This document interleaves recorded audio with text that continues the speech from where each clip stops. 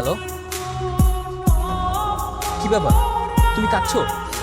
বাবা আমার বিয়ে ঠিক করে ফেলছে। আজকে রাতে আমার চাচাতো ভাইয়ের সাথে আমার বিয়ে। কি বলো? আমি কখনোই এই বিয়ে করব না। তুমি প্লিজ কিছু একটা করো। তুমি আমাকে নিয়ে এখান থেকে পালিয়ে যাও।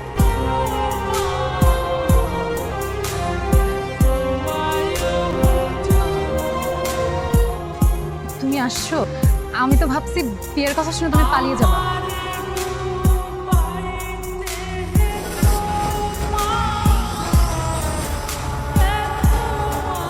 আপনি কেন, অন্য কারো কি আসার কথা ছিল?